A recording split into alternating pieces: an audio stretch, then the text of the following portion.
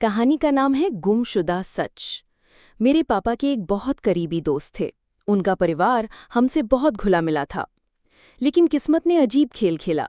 उनके अचानक हुए देहांत के बाद उनकी अकेली बेटी नैना हमारे घर आ गई। नैना मानसिक रूप से थोड़ी कमजोर थी। वो मासूमियत से हंसती खेलती, पर उसे समझ कम थी। मुझे उसकी हंसी अच्छी लगती थी, लेकिन मेरी माँ उसे बोझ समझती थी। माँ उसे रोज डांटती, मारती और घर के कामों में उसे घसीटती। धीरे धीरे हालात इतने बिगड़ गए कि माँ ने एक दिन ऐलान कर दिया, मैं नैना की शादी मोहल्ले के उस भिखारी से कर दूंगी ताकि ये बोझ हमेशा के लिए उतर जाए। ये सुनकर मैं अंदर से हिल गया। मैं जानता था कि नैना को बचाना जरूरी है।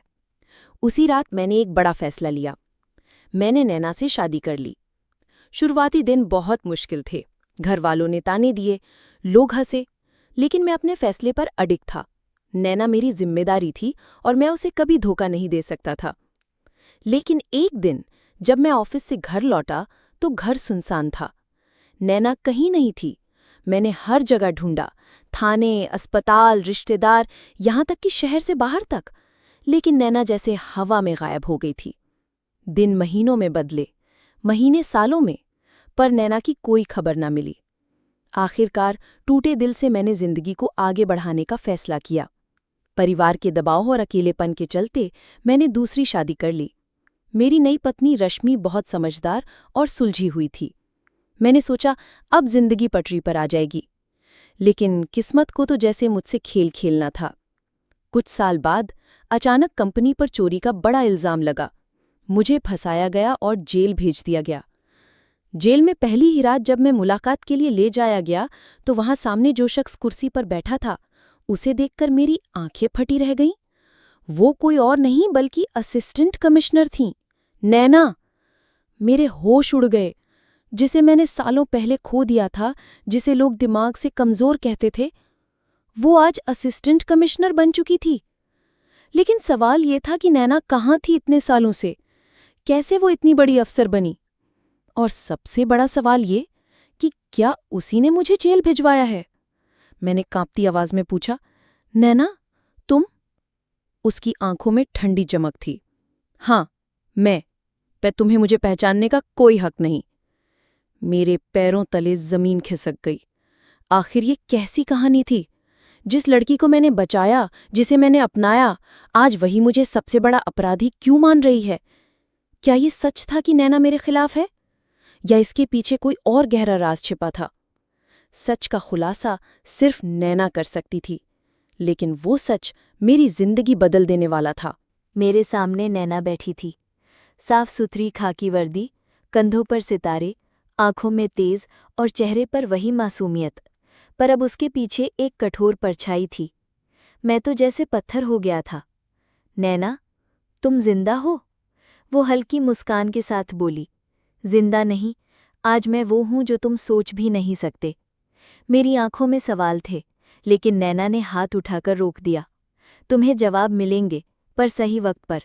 अभी तुम्हारा काम है जेल की दीवारों में सड़ना। उसकी आवाज़ ठंडी थी, जैसे उसमें कोई रिश्ता बचा ही नहीं। जेल की रातें और बेचैन मन। उस रात मेरी आंखों से नींद गायब थी। यादें बार बार ताज़ा हो रही थीं। नैना की वो भोली बातें, उसका खिलखिलाना, और फिर अचानक उसका गायब हो जाना। लेकिन अब सवाल बड़ा था। जो लड़की मानसिक रूप से कमज़ोर थी, वो अचानक असिस्टेंट कमिश्नर कैसे बन गई? उसकी जिंदगी ने ऐसा मोड़ कैसे लिया? और क्या सचमुच उसने मुझे जेल भिजवाया है? अचानक आई मुलाकात। कुछ दिन बाद जेल के सुप्रिटेंडेंट ने बुलाया। तुम्हारी केस ऑफिसर तुमसे बात करना चाहती है। मैं समझ गया, वो नैना ही होगी। जैसे ही मैंने दरवाज़ा खोला, सामने वही चेहरा, लेकिन इस बार उसकी आंखों में गुस्सा कम और दर्द ज्यादा था। तुम्हें याद है वो रात, जब मैं तुम्हारे घर से गायब हो गई थी? मैं हाँफते हुए बोला। हाँ नैना, मैं तो उस दिन से आज तक तुम्हें ढूंढ रहा हूँ। उसकी आंखें भर आईं। पर मैंने तुम्हें नहीं ढूंढा। ये सुनते ही जैसे किसी ने मेरे दिल में खंजर भोंक दिया हो। क्यों नैना, मैंने तो तुम्हें अपनाया था, दुनिया के खिलाफ खड़ा हुआ था। वो एक गहरी सांस लेकर बोली। सच जानना चाहते हो तो सुनो। गुमशुदगी का राज, नैना ने कहना शुरू किया। उस रात मैं घर में अकेली थी। अचानक दरवाजे पर दस्तक हुई। बाहर कुछ अजनबी खड़े थे। उन्होंने कहा कि वो पापा के पुराने दोस्त हैं और मुझे वहां से ले जाना चाहते हैं। मैं डरी हुई थी, लेकिन उन्होंने कहा कि वो मुझे पढ़ाई के लिए अच्छे हॉस्टल में लेकर जाएंगे। मैंने सोचा शायद तुम्हें बोझ समझकर तुम्हारी माँ ने ही मुझे कहीं भेजने की सोची होगी, और मैं उनके साथ चली गई। फिर मैंने बेचैनी से पूछा। फिर असलियत सामने आई। वो लोग मानव तस्कर थे। मुझे बेचने की कोशिश की गई, लेकिन किस्मत से वहां पुलिस की रेड पड़ी। पुलिस ने मुझे छुड़ाया। उसी दौरान मेरी मुलाकात एक महिला अधिकारी से हुई, काव्या मैडम से। उन्होंने मुझे संभाला, कहा, नैना तू कमज़ोर नहीं है, तुझे साबित करना होगा कि तू किसी से कम नहीं है। काव्या मैडम ने मुझे पढ़ाई का मौका दिया। मैंने दिन रात मेहनत की। धीरे धीरे मेरी कमज़ोरी ताकत में बदलने लगी। मैंने सोचा जिंदगी ने मुझे धोखा दिया है, लेकिन मैं औरों की जिंदगी बचाकर रहूंगी। और आज मैं असिस्टेंट कमिश्नर नैना हूं। मेरे दिल की हालत, मेरे आंसू रुक ही नहीं रहे थे। मैंने कहा, नैना, अगर तू जिंदा थी तो मुझे बताया क्यों नहीं? मैं हर जगह तुम्हें ढूंढ रहा था। नैना ने गहरी नज़रों से देखा। क्योंकि मुझे लगा तुमने ही मुझे बेच दिया था। ये सुनकर मेरे पैरों तले जमीन खिसक गई। क्या? ये कैसी बात कर रही हो? वो बोली, उस रात जब पुलिस ने मुझे बचाया तो उन्होंने कहा कि किसी ने मेरे बारे में सूचना दी थी कि मैं बेची जाने वाली हूं, और वो नाम तुम्हारा था। मैं सन रह गया। नैना, मैंने ऐसा कभी नहीं किया। मैं तो तुझे अपनी जान से भी ज्यादा चाहता था। लेकिन उसकी आंखों में शक था। जेल में बढ़ता सस्पेंस। अब मेरी हालत और खराब हो गई। कंपनी ने चोरी का इल्जाम लगाया था, और अब नैना भी मानती थी कि मैं गुनहगार हूं। लेकिन मैं जानता था ये सब किसी बड़े षड्यंत्र का हिस्सा है, एक रहस्यमयी सुराग। कुछ दिन बाद जेल की लाइब्रेरी में मुझे एक पुरानी फाइल मिली। उसमें कंपनी के डॉक्यूमेंट्स थे। मैंने देखा कि चोरी का जो केस मुझ पर डाला गया है, उसमें वही साइन थे जो मेरे बॉस शेखर वर्मा के होते थे।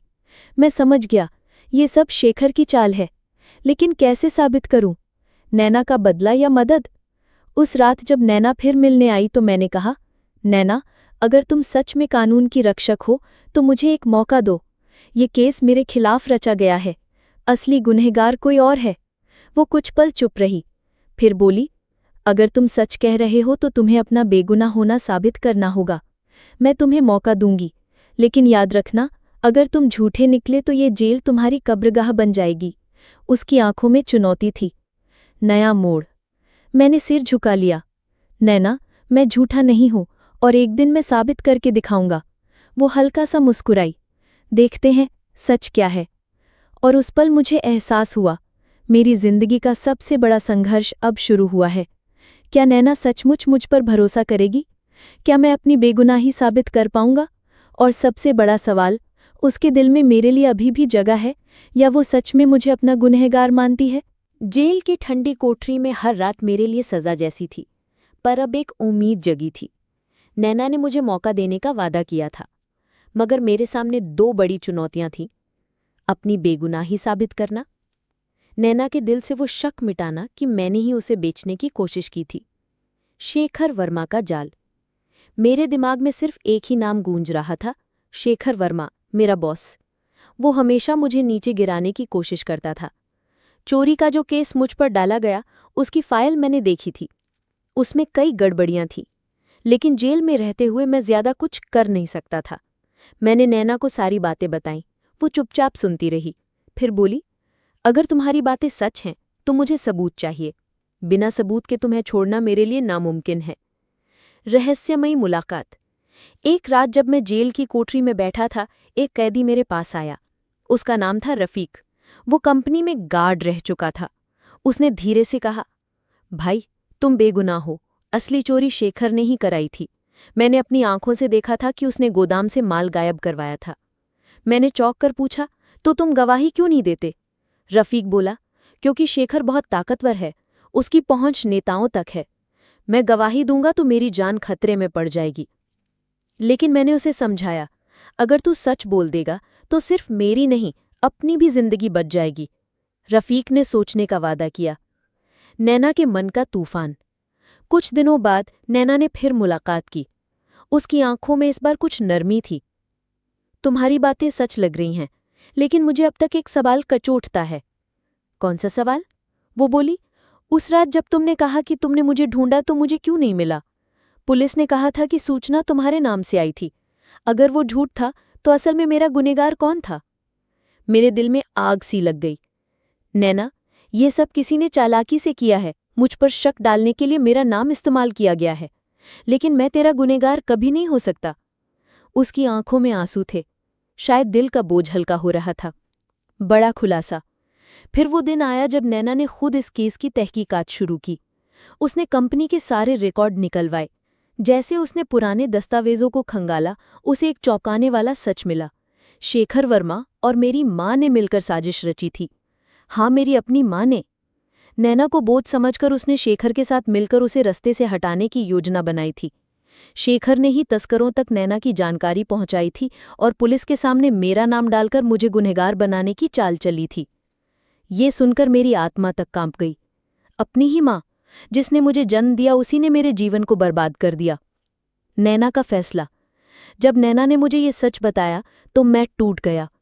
नैना, मैं अपनी माँ के खिलाफ कैसे खड़ा हो सकता हूँ? नैना ने मेरी आंखों में देखते हुए कहा, कानून सबके लिए बराबर है। तुम्हारी माँ ने सिर्फ मेरे साथ ही नहीं, तुम्हारे साथ भी विश्वासघात किया है। अगर तुमने चुप्पी साधी तो तुम्हें जिंदगी भर बेगुनाही का दाग लेकर जीना पड़ेगा। उसकी बात ने मेरे दिल को छू लिया।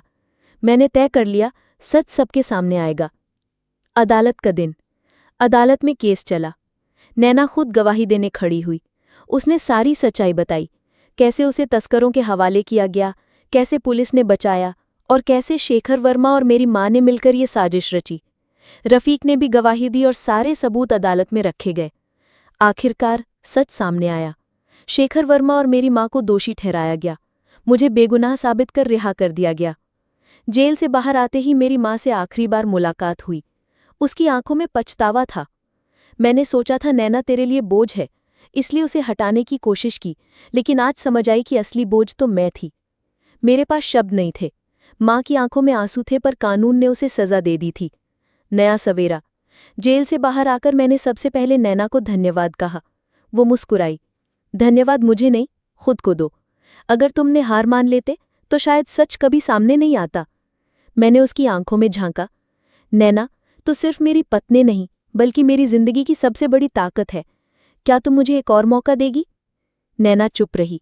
उसकी आंखों से आंसू बह रहे थे, लेकिन उन आंसुओं में प्यार छिपा था। उसने धीरे से कहा, मैंने तुम्हें कभी छोड़ा ही नहीं, बस किस्मत ने हमें दूर किया था। अब जब सच सामने है तो शायद हम एक नई शुरुआत कर सकते हैं। कहानी का अंत, एक नया अध्याय। हम दोनों ने फिर से जिंदगी शुरू करने का फैसला किया।